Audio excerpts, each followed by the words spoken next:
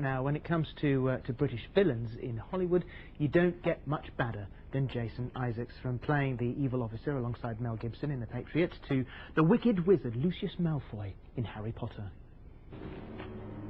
Mr. Potter. Lucius Malfoy. We meet at last. Forgive me. Your scar is legend, as of course is the wizard who gave it to you. Voldemort killed my parents. He was nothing more than a murderer. You must be very brave to mention his name. Or very foolish. Oh. Well, Jason, just finished that. Finished on Friday. Tragically, I had to pack the wig away in a box for many a year. Well, it was a very sad. Obviously, it was very sad saying goodbye to the kids and the producer and director, but mostly saying goodbye to the wig was a heartbreaking moment. Well, we're going to talk about. You've got so much going on, but let's stick with Harry Potter for a little bit. It was the third movie you've done. This one is Order of the Phoenix. Yeah. And you created his look and everything. Well, what happened was when I first went for number 2, they had drawings already done. And you see, you can't say something like that in front of us. I didn't say for a number 2. That would be different. No, when I first went for the Chamber of Secrets, they had salt and pepper hair was their idea, and a pinstripe suit. And I said, why? They said, well, because he's a businessman. And I said, well, 2 things. 1, I'm never going to play a wizard again the rest of my life, so please let me dress up. And 2, he hates muggles. Why would he dress like a muggle? He said, what do you want to do? And I said, I like long blonde hair.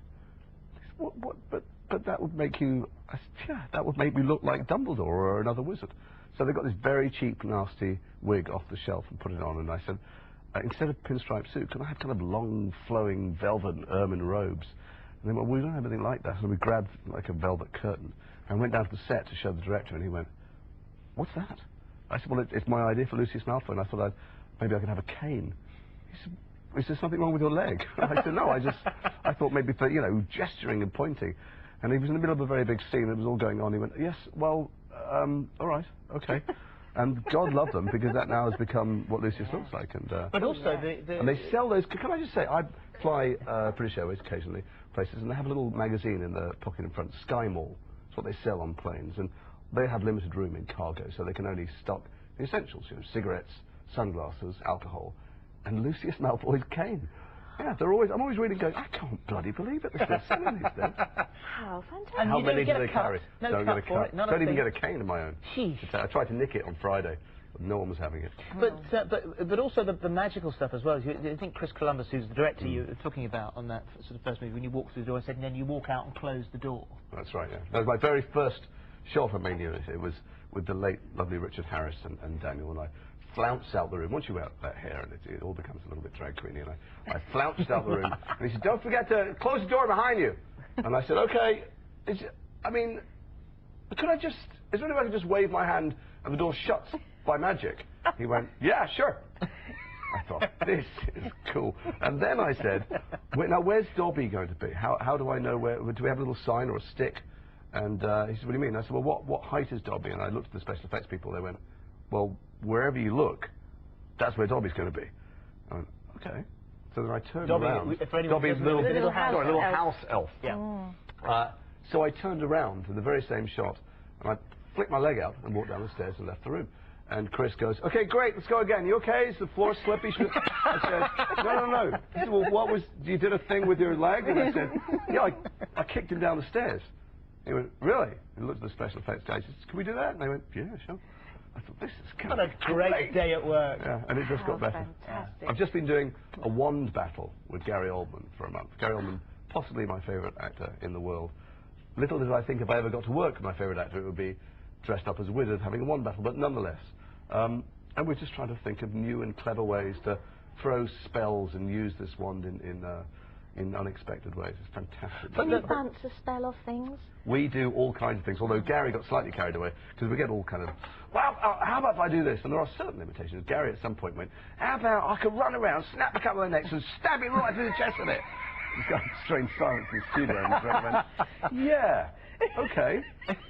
Maybe later. Why don't we do it our way? Yeah. And so, we have a fantastic you put the wig away and the cane and all that sort of stuff, but, you know, there are other movies, there are still other books to come. There are. I'm not tragically tragically for me in number 6 because I'm in prison all the way through. As anyone who's read the book will know. I'm in Azkaban.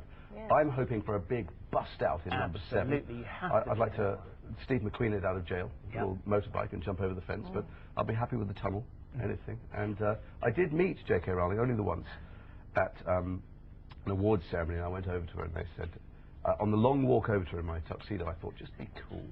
Don't beg her, you know, and don't ask her what's in the book. She's not going to tell you. It's the best kept publishing secret in the world. So I walked over and they went, Joe, this is Jason. Jason. She went, oh, hello, darling, how are you? And I went, good, get me out of prison, I'm begging you.